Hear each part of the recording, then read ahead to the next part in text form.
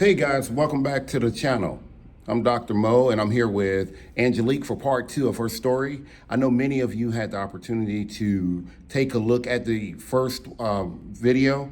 And if you have not, by all means, go out there and take a look at it. It's awesome, enlightening, and educational. Welcome back, Angelique. Thank you. So previously you stated that you found out about your status when you were pregnant and you gave birth to a child. Since having your child, did you have any other pregnancies since you were diagnosed with HIV? Yes, I had my last child. Yes, I had our last child. Is your child, your last child is a girl? Yes, she's a girl. Okay, and is she healthy? Yes, she's very healthy, yes. And if I can you tell me, is she HIV positive or negative? She's negative. Thank God to that she came out negative. So Okay. I'm And blessed.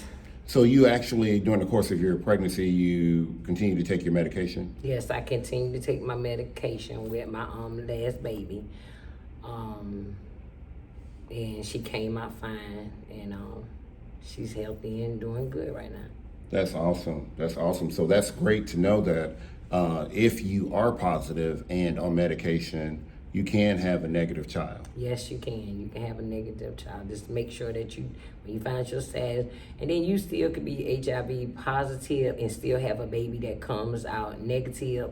So don't let nobody think that you can't tell you that you can't. Just got to make sure you take your medicine pregnant with your baby, because that's a lot of false narrative. Your baby gonna come out the same way, and that's not true. Previously, you talked about complexities associated with being HIV positive. Can you just talk about some of the things that you experienced that you definitely think people could resonate with? You know, those complexities that you had or you experienced even to this day? I mean, still the negative talk about being HIV positive, like they think every person that you deal with is HIV positive, and that's not true either. Because I have been in a couple of relationships in my status, and thank God, and I could say thank God, no one became HIV positive because of me. I can at least say that about myself, so I'm thankful for that, because believe me, if a person is like, HIV positive, if they're not taking their medicine, believe me, you'll know if they're not taking their medicine that something is wrong. So I thank God for that. In terms of the shame, I know that there's a lot of shame that not just with HIV, a lot of people have a lot of shame when it comes to chronic illness, because it's a condition. It changes who you are potentially. What are some of the shameful things or the feeling of shame that you experienced? Because you did say that for many years you knew you were positive, but you were unwilling to talk about it. My situation is a little different, because like I said, when I got locked up, when I came home, everybody knew my business. So, everybody already had speculated how they felt about, me being HIV positive and all that. So, then I had some family members didn't want to, like, I smoke. So, and they didn't want to smoke behind me and, all that. But other than that, I really didn't have no differences, of my family treat me no different, none, not far as people close to me. But I have cried because I have heard, people say stuff, or I had just my own little thinking in my head, like people talking about me, people know and stuff like that. So sometimes you could beat yourself up for your situation. Yeah, that makes a lot of sense. It's sad though that in 2023, people are afraid of others who are living with HIV. Although there is effective treatment, do you agree because a person can live with the virus, they should not want to? Me, I wanted to, so I can answer that question. But I mean, far as me, I did because, like, I mean, it's just a disease. Like, I mean, yeah. Listen, it's a lot of I can't change my situation, but it is a downfall to, this whole process of being HIV positive.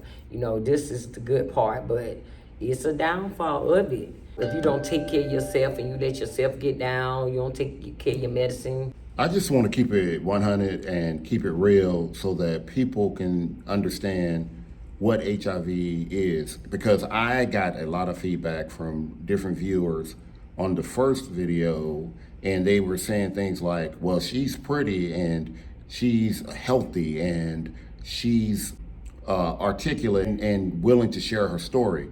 But I want to talk about, although you're pretty and you're willing to share your story, I want to talk about what you see as a person living with HIV that's under treatment.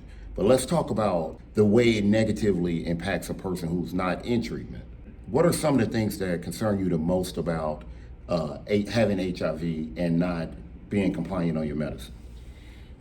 For me, okay, when you don't be compliant on your medicine, it's all kind of stuff can happen to your immune system. Not doing your treatment is the worst thing you will ever go through. I'm talking about, I went through a lot of stuff. My hair falling out by me not taking my medicine. I got spots on my body at one point in time, and for me not taking my medicine. I mean, it was a lot of things I went through for me to be sitting here now today, looking like I look. I had got shingles, even though, right now I hear it on TV that shingles just, for everybody. But when I got them, I thought it was just people with HIV from being HIV positive. But I went through a lot. If you don't take your medicine, you can get little, you start having all kind of problems.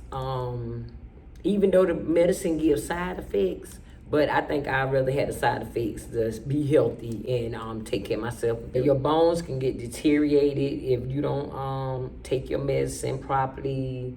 It's just a lot of stuff that you don't want to have to go through if you don't have to. And that's all I want to spread the awareness, that if you don't have to be HIV positive.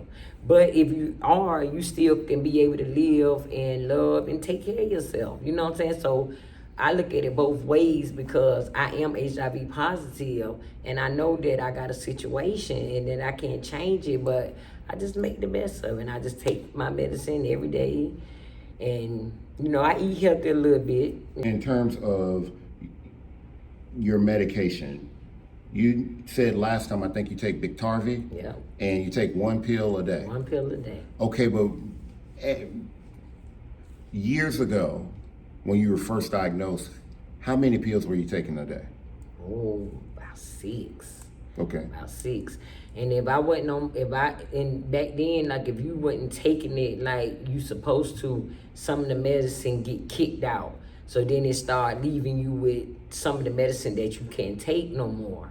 So that's why you got to keep on your regimen. So like this one, if you on 1 pill a day, you're on the best treatment. You're on the best treatment, because like I said, back when I first found out, I was on like 6, 7 pills, just to make sure my immune system stay good. And so you had to do, when you were on those pills, you were taking them a certain time every day. You had to take them a certain time every day. And when you stopped taking them, your body you would no longer benefit from taking them, because you've been inconsistently taking them. So you had to, at some point, if you were taking all your medication and you stopped taking 1 or 2 and you started back taking it, then it probably doesn't work. It wasn't effective. Yeah. So then they had to find something else to put you on. Yeah.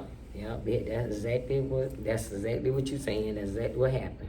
Okay, and because years ago, it wasn't nearly as many medications as there are today. Yeah. I think they got a whole better treatment now. Like they got ones every month you can take a shot. It depends on how you take care of yourself that you can get into these different type of medicines. But you have to take care of yourself. Yeah, and I just want to add that all the medications that are available, you have to start on probably a more consistent basis. And as you are consistent, then you can go to another medication. So don't think because you're HIV positive that you're going to be offered to take just the shot versus the pill. Based on your viral load and how high your viral load is, that dictates the type of medication that you may be provided. Yes, that's exactly, yep. It depends on how you take care of yourself, the medicine that you'll be given, yeah. If you take care of yourself, see, at first when I was going to the doctor, I was going frequently, but like now I go every 6 months. Like I'm non-detective, so because I take my medicine consistently. So like my blood work is very good. And then you got to just keep going, go to the doctor when it's time. Just go to the doctor, get checked. Cause see, some things you might don't know if you don't go to the doctor, you'll never know. So it just they keep up with your blood work. Some of the medicine mess with your liver, but if you go to the doctor, they'll check all that. But if you're not going, you'll never know that your liver messed up and none of that because you're not consistently taking care of yourself. That's great information there. Well, because you're HIV positive, do you find yourself thinking that every time you get any type of illness or cold, that it's potentially going to lead to AIDS? Or do you say, well, you know what, I'm in treatment, I'm healthy, it's probably just a cold? I mean, well, one time, I did everything that was happening to me. I thought it was, because of my situation. Mm-hmm. But then, by me taking care of myself now, no, I just, I take my medicine and do what I got to do. So if I get a little cold, I know it's just a little cold. But yeah, at one point, I thought everything was because I was HIV positive. Yep. So that is true. Are you, when it comes to your closest friends and family, do you feel like now that you've shared that you're HIV positive, do you think that it's brought you closer to them? Because many people that are positive are afraid to come out and speak about their status because of the backlash. So do you feel like now that you've shared this information, you've gained some supporters and a better relationship with your family?